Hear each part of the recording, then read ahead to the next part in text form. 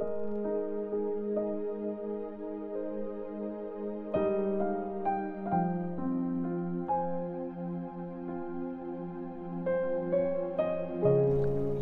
chapter 1. Nireveal ni Lord kay Micah na taga Moreshet ang mensaheng ito tungkol sa Samaria at Jerusalem.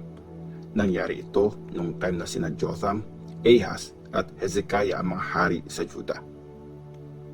Ang matinding iyak para sa Samaria at Jerusalem. Makinig kayo, mga bansa. Lahat kayo, pakinggan nyo ito mabuti. O lupa at lahat ng nandito. Si Lord God ang witness laban sa inyo. Nagsasalita si Lord mula sa banal niyang tahanan. Tingnan nyo, dumadating si Lord mula sa banal niyang lugar. Bababa siya at lalakad sa mga tuktok ng bundok.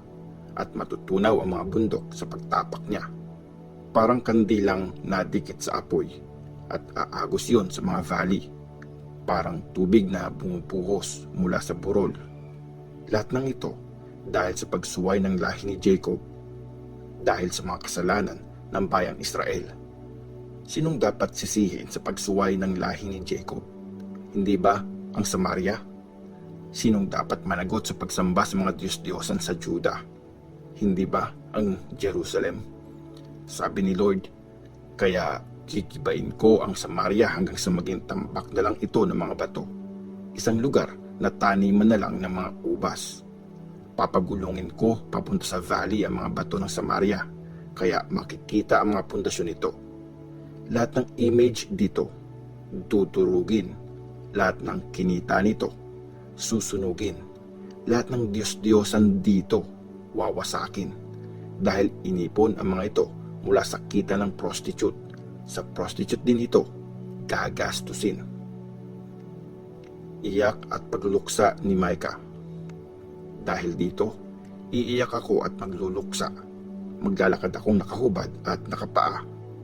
Nangawa ako na parang asong gubat at hahagulgol na parang kuwago. Dahil di nagagaling ang mga sugat ng Samaria, kumalat na din ito sa buong Juda. Umabot ito sa gate ng bayan kong Jerusalem. Huwag niyo itong sasabihin sa Gath. Huwag na huwag kayong iiyak, mga taga Beth Leapra. Maglupasay kayo sa Abo, mga taga Shapir. Magpabihag kayo ng nakahubad at kahiya-hiya. Mga taga-Zaanan, huwag kayong lalabas sa city nyo. Umiiyak ng malakas ang mga taga-Bethzel. Di nila kayo matutulungan. Ang mga taga-Maaroth, nagpapanik sa kakahintay ng tulong. Dahil nagpadala ng disaster si Lord nasa may gate na ng Jerusalem. Mga taga-Lakish, itali nyo sa mga chariots ang mga kabayo. Ginaya nyo ang pagsuway ng Israel. Nagkasala ang Jerusalem dahil sa inyo. At ngayon, mga taga-Juda, magpaalam na kayo sa bayan ng Moreshet Gath. Walang tulong na matatanggap ang mga hari ng Israel mula sa bayan ng Aksib. Mga taga-Maresha, ibibigay kayo ni Lord sa kalaban na sasakop sa inyong bayan. Tatakas ang mga leader ng Israel at magtatago sa kuweba ng Adulam.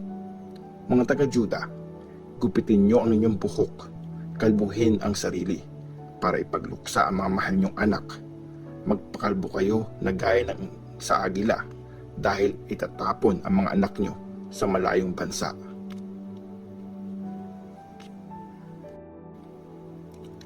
Micah chapter 2. Parusa sa mga nang-aapi. Masaklap ang mangyayari sa mga nagbabalak ng masama at di na natutulog sa kakaplano nito. Pagdating ng umaga, gagawin agad ang balak nila dahil may kakayanan sila. Pag may nagustuhan silang lupa ng iba, kanila itong kakamkamin. Pag may nagustuhan silang bahay ng iba, basta na lang kukunin. Ang mga tao, inaapi nila, kinukuha ang bahay at lupang minana. Kaya ito ang sabi ni Lord. At ngayon, ako naman ang nagpaplano ng disaster laban sa mga taong ito at walang makakatakas kahit na sino. Di na kayo makakapagyabang sa time na ito ng kapahamakan. Sa panahong iyon, aasarin kayo ng mga kaaway nyo. Kakantahin nila ang malungkot na kantang ito. Wasak na wasak kami. Kinuha ni Lord ang mana ng bayan ko. Inalis niya sa amin ang lupain. Binigay ito sa mga bumihag sa amin. Kaya naman, pag dumating na ang panahong ibabalik na ni Lord ang lupain sa bayan niya, wala kayong share doon. Sasabihin ng mga tao, huwag mo kaming pagsabihan. Huwag mong sabihin ang mga yan. Di kami ipapahiya ng Diyos. Sa tingin mo ba, sinumpa ang lahi ni Jacob? Napuno na ba si Lord? Gagawin niya ba talaga yan? Di ba mabait siya sa mga gumagawa ng tama? Sumagot ang Diyos, sinasalakay niyo ang bayan ko na parang kaaway. Nakaabang kayo na parang magnanakaw. Kinukuha ang mga damit nila bilang kapalit ng utang nila. Pero di nyo binabalik sa tamang panahon. Pinapalayas nyo ang mga babae ng bayan ko mula sa mga bahay nilang mahalaga sa kanila. Inaagaw nyo sa mga anak nila ang blessings ko. Forever na itong wala sa kanila. Bumangon kayo at umalis. Hindi na safe dito. Dahil sa kasalanan nyo, sinumpa na ang lugar na ito para wasakin ng todo. Ang gusto nilang prophet, sinungaling at manloloko na nagsasabing, sasagana kayo sa wine at iba pang mga alak. Igagather ko kayong lahat o lahi ni Jacob, kayong mga natira sa bayang Israel. Pagsasamasamahin ko kayo na parang mga tupa pabalik sa kulungan, gaya ng mga tupang nasa damuhan. Ang lupain nyo ay magkakaroon ulit ng maraming tao. Bubuksan ang gate ng city at doon sila lalabas. Makakalaya sila. Si Lord ang hari nila. Siya ang maglilid sa kanila. Micah chapter 3. Masasamang leader at prophet. At sabi ko, makinig kayo mga leader ng lahi ni Jacob at mga naghahari sa Israel. Di ba, dapat kayo ang nakakaalam tungkol sa pagiging patas? Pero ayaw nyo ng mabuti at gusto ng masama. Binabalatan nyo ng buhay ang bayan ko at tinatanggal ang laman sa kanilang mga buto. Kinakain nyo ang laman ng aking bayan. Inyo itong binabalatan.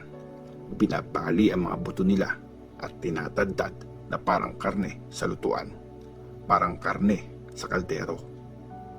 Tapos, magpipray ng malakas ang mga leader kay Lord pero di siya sasagot. Tatalikuran niya sila sa time na yon dahil sa masasamang gawa nila. Ito ang sabi ni Lord tungkol sa mga prophet na nagliligaw sa bayan ko. Nagpapromise sila ng peace sa mga nagbibigay ng suhol, pero nagbabanta naman ng gera sa mga walang mabigay. Kaya mga prophet, darating ang gabing di na kayo magkakaroon ng mga vision. Magdidilim sa palibot, di na kayo makakapanghula. Di na sisikat ang araw para sa inyo.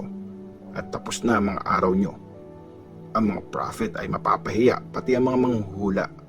Magtatakip sila ng bibig sa hiya. Dahil mula sa Diyos, walang sagot na makuha. Pero ako, binigyan ako ni Lord ng kapangyarihan. Nasa akin ang spirito niya, katarungan at tapang para sabihin sa lahi ni Jacob ang mali nila at sa Israel ang kasalanan nila. Makinig kayo, mga leader ng lahi ni Jacob at mga naglilid sa bayan ng Israel. Ayaw nyo ng hustisya at binabaluktot nyo ang tama. Tinatayo nyo ang Zion gamit ang pagpatay at ang Jerusalem gamit ang kawalang katarungan. Nagja-judge ang mga leader nito ng may suhol. Nagtuturo ang mga priest para sa bayad at nagsasabi ng vision ang mga prophet para sa pera. Pero umaasa sila kay Lord at sinasabi, di ba kasama naman natin si Lord? Kaya siguradong walang masamang mangyayari sa atin. Dahil sa inyo, bubungkalin ng Zion na parang bukid. Ang Jerusalem magiging tambak ng gumuhong bato at ang bundok kung nasan ang temple magiging gubat.